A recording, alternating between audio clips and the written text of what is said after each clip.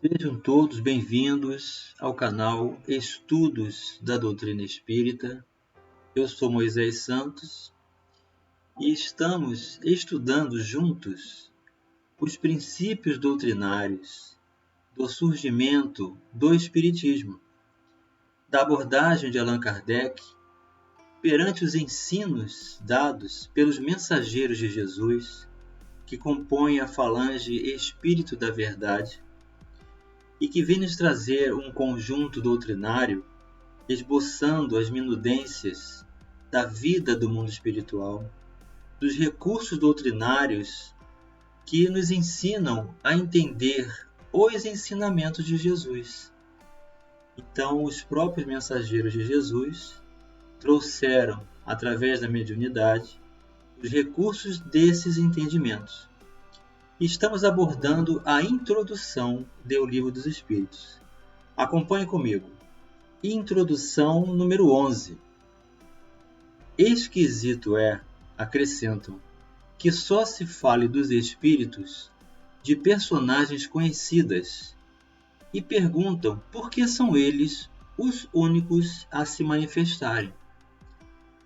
Há ainda aqui um erro oriundo, como tantos outros, de superficial observação. Dentre os espíritos que vêm espontaneamente, muito maior é para nós o número dos desconhecidos do que o dos ilustres, designando-se aqueles por um nome qualquer, muitas vezes por um nome alegórico ou característico.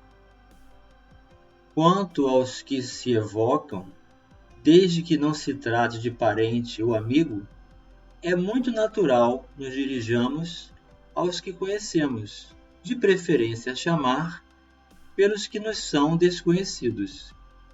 O nome das personagens ilustres atrai mais atenção, por isso é que são notadas. Então, Allan Kardec está nos auxiliando a entender esse motivo peculiar dos detratores, daqueles que se impulsionaram pela curiosidade ou não se ativeram ao conteúdo real dos valores que os espíritos trouxeram e atribuem recursos da negativa.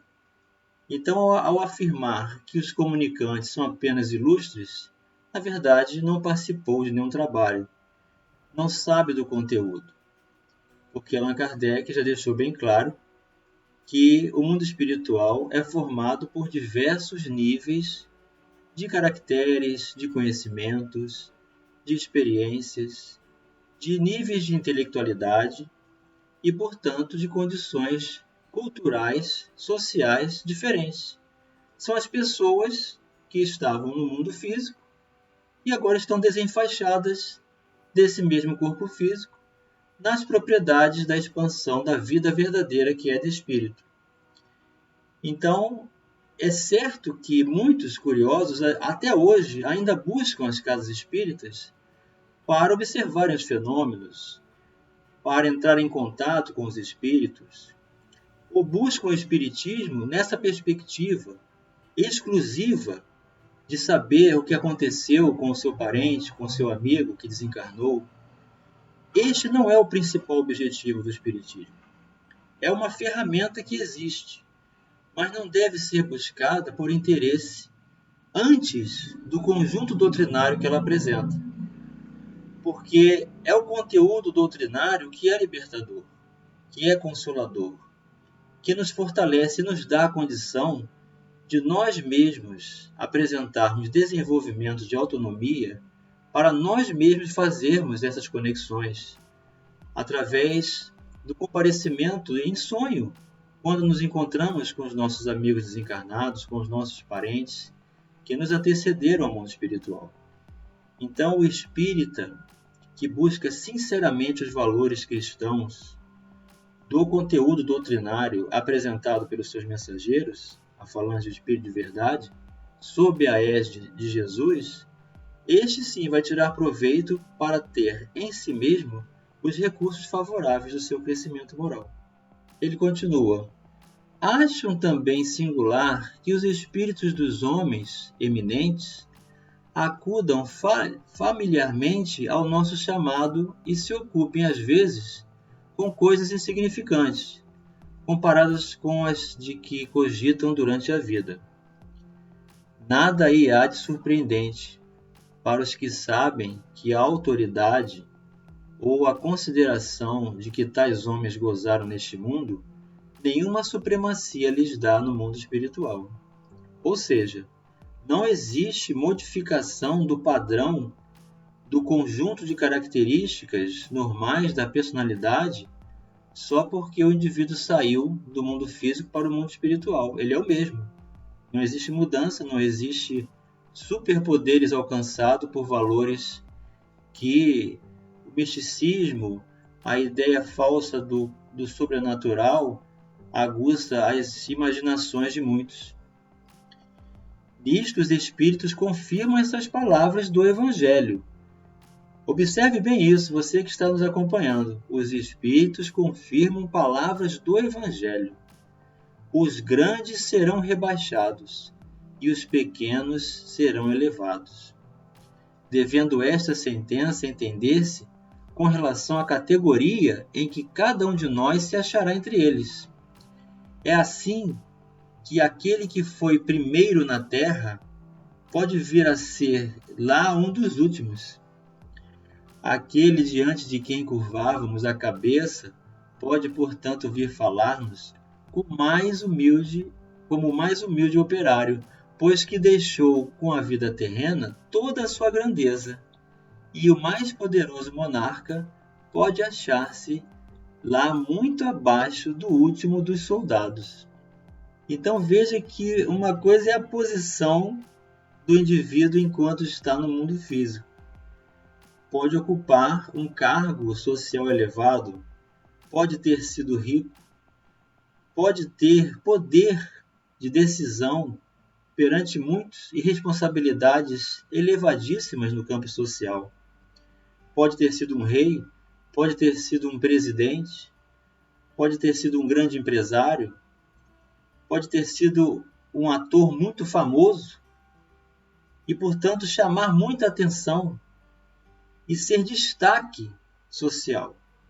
Mas isso não significa que esse destaque, essa condição de ser primeiro no mundo, vai lhe dar uma categoria superior no mundo espiritual.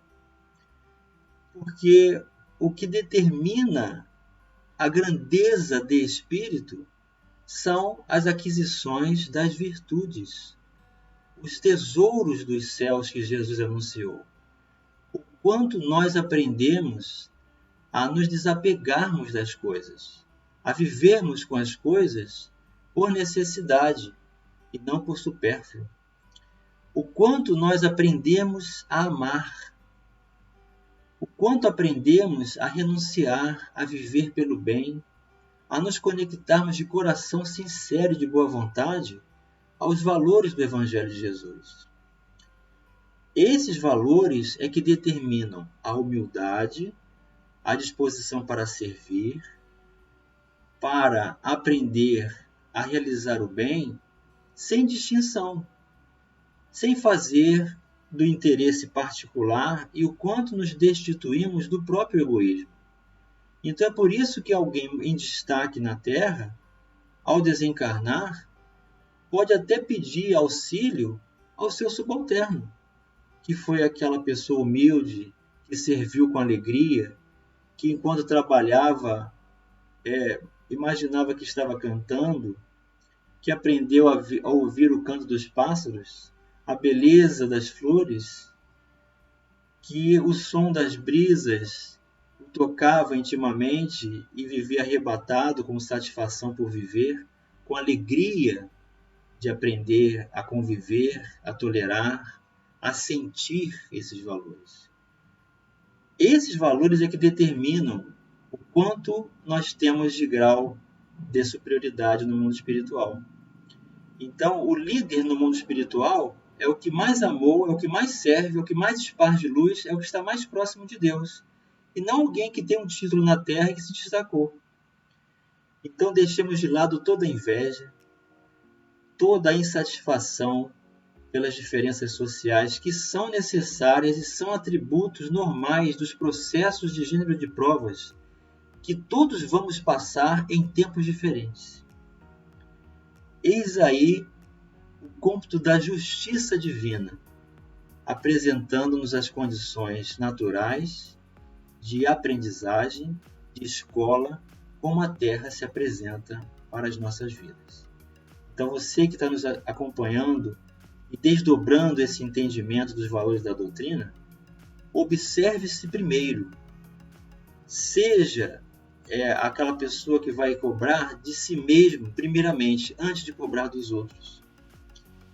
Vivamos intensamente o sentimento de amor de Jesus em nossas vidas, porque é isso que vai nos dar satisfação, alegria de viver e os motivos de nos mantermos seguros e firmes nesse propósito com a presença do Mestre Jesus em nossas vidas, que nos enviou seus próprios mensageiros para fazer lembrar a sua essência. Então, você que está nos acompanhando, eu convido você a conversar conosco, a mandar a sua mensagem, a escrever-nos, a nos informar o quanto esses vídeos estão ajudando você a reconsiderar valores, a buscar nesse conjunto doutrinário de amor dos mensageiros de Jesus, o quanto estão servindo de ferramenta para entendermos melhor o Evangelho, a justiça divina, o propósito de nossas vidas. Então peço que você se inscreva lá no canal, que ative o sininho, que participe conosco.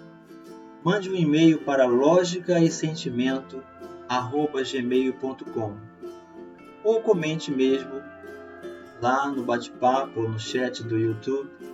Também estamos no blog pessoal do Facebook, sob o nome Moisés. Peço que você possa curtir a página, seguir-nos e acompanhar-nos também os vídeos por lá. Um grande abraço e até o próximo vídeo.